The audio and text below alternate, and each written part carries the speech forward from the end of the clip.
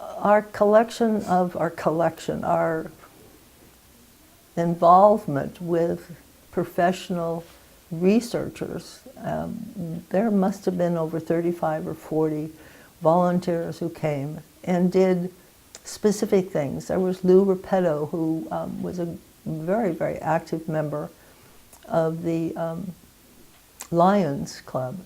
We called him Lou the Clipper. He came every Tuesday and he clipped newspapers and he clipped the obits. Worked for us for 10 years. Wow. We had many librarians. We had information from a great many libraries.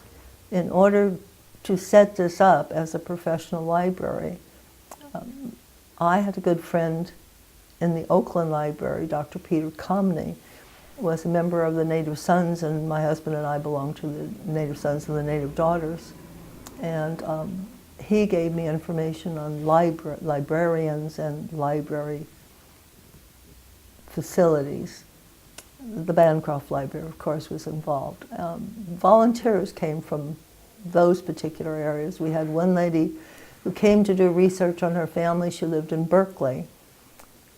She found her grandmother's probate. She liked us so much, she worked for us for like 10 years. Oh, wonderful. And our volunteers would come on Tuesday, Wednesday, and Thursday. As I say, Andy, for quite a while, was there on Mondays and Fridays. Originally, we had a crew of about 5 or 6 people who went to the Diablo Valley College and took a course on indexing.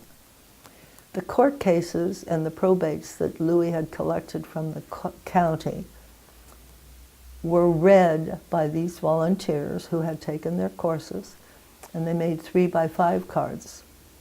The 3x5 cards for each court case, 1 card for a person, a place, an event. There are things from Black Diamond Mines that I didn't know existed.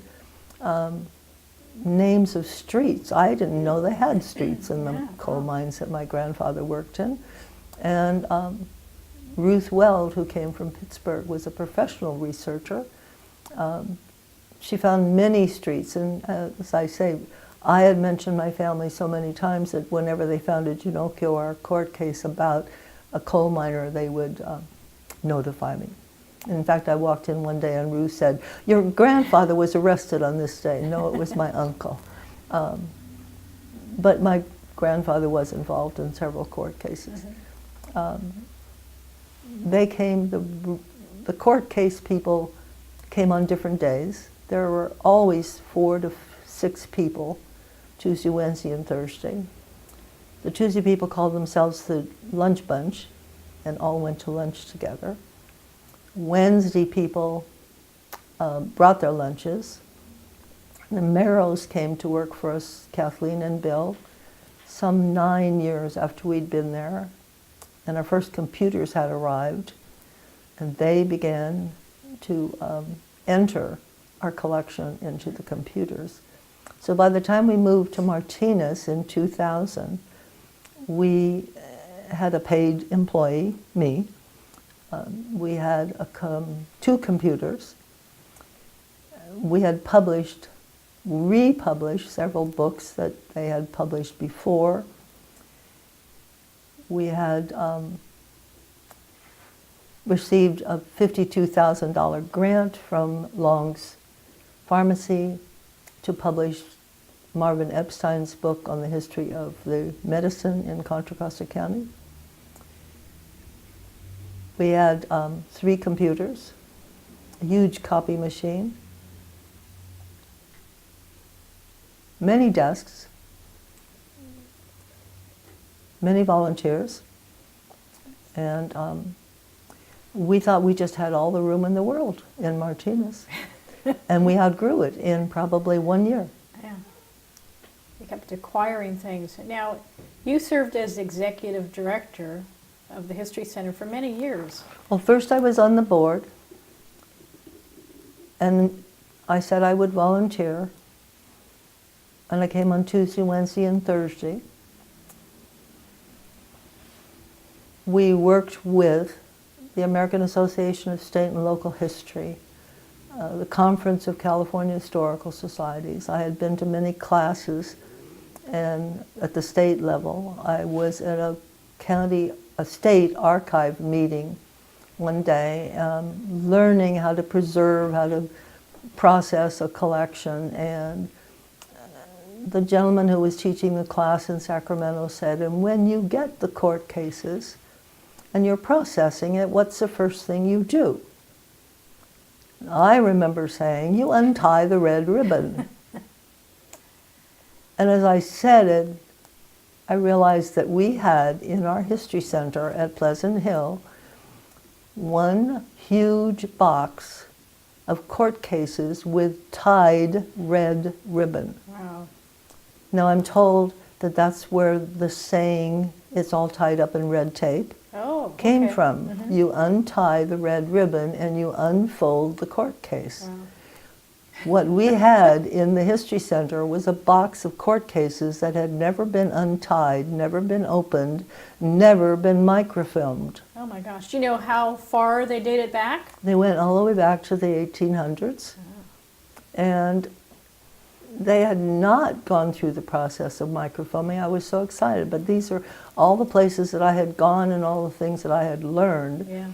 And so I said, you will receive more grants if you have a paid employee, and so I will submit my resignation, you will accept it, and then you will move to hire me. And they did, and we became a professional research facility. And so how were your duties established as far as what you would do here at the History Center, how things would operate? Did you pretty much set that up yourself? Only because we asked Bancroft Library, the Oakland Library, other historical societies, California Historical Society, anything that I found in the State and Local History Association. We set it up according to, and the archivists of, there is a department of archivists, professional archivists, and so we set it up according to all of that. But we had to do publicity, and we had to do, I mean, that was part of my major. I also hadn't realized that half the things that I'd studied in school came quite handy Well, that's good. in working with the History Center.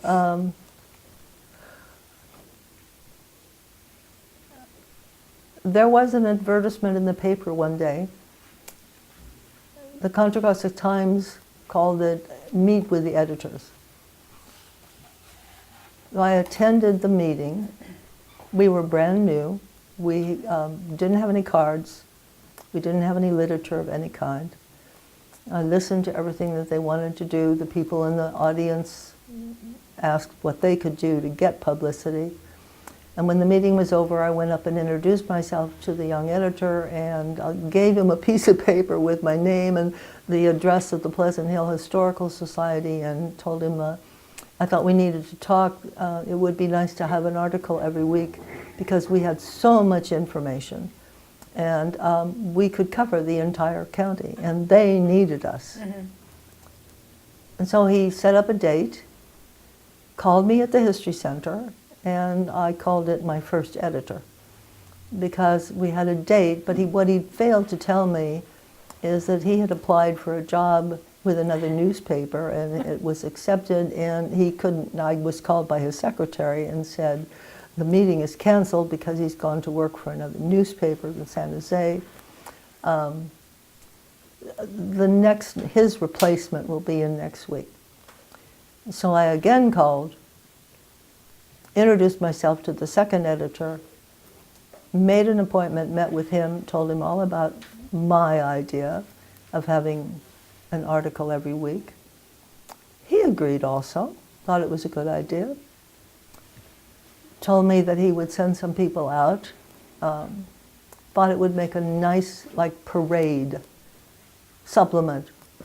It could be in the supplement. And two gentlemen arrived and looked us over and said, yes, you have a lot of information. And that editor was transferred to another job, went back to Chicago.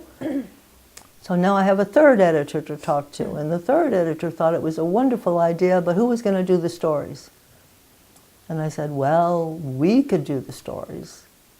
And so Sandy Kimball, who was a writer, Bernie Friedman, who also had been working for the Times, doing stories for the sports department, and I all did stories. They were to be turned in by December, and that third editor went away. Nilda Rego had been coming into our office to do the obits, and she would collect history about the areas that they lived in, and she and I turned out knew one another. Our families knew one another. So when you said she came in to do She came in to do research in our office. And was she working for the newspaper at the time? She was a reporter at the Times. And on the one day when I had found out that the third editor had left, I said, Nilda, we have a problem. We have all this information that you're using. And she listened to it, went back to the office, and Days Gone By started with Nilda doing the stories. The articles in the newspaper. Yes. And were they weekly, if I recall, or were they They monthly? were weekly. Weekly. That's a lot of work. Yeah. And she was there every week. She became a member of our board for a while. Nilda is very deaf, and it turned out she wanted to be our secretary, but she couldn't hear the meetings, so she couldn't do the minutes, and then she didn't like coming to the meetings at night because she had to do her stories, as she put it, every week. And so the Days Gone By started, and I decided that they should be published. So I went to the PR lady, and we had a little conversation at the Times. She thought it was a good idea. My husband was in the hospital, and her son had had an emergency appendectomy. We met in the lobby of the John Muir Hospital and signed the papers. She got me a one-time use fee, and we were given permission to publish Days Gone By, so we published 3 of her books. Yeah, three volumes of her articles. 3 volumes of her articles. A wonderful asset for the History Center and for folks who want to use those as resources. It was great. Now we combine them and we sell all 3 of them together as a collection. Wonderful. The fun thing is that she gave us all of her collection, all of the notes that she had collected. It filled one whole room here. Wow. And Diane Donahoe, a volunteer who's been with us from, I guess, the late 90s, because she remembers moving with us to Martinez. She and I have just processed, I thought it was kind of fun, we've come full circle. Wow. I've now processed her collection. There are so many notes from me to Nilda, or from Nilda. Nilda and I went on a speaking circuit where I would talk about the history of Contra Costa County, and she would talk about her stories. Nilda didn't like bothering on the telephone. She couldn't hear people on the telephone. And so she told them to call me. I became her booking agent. Oh, I see. So if you called Nilda and said, I'd like you to come and talk to our luncheon, she'd say, call Betty at the History Center and she'll tell you. Then I would have to call Nilda and say, okay, what days are you available? How much are we charging now?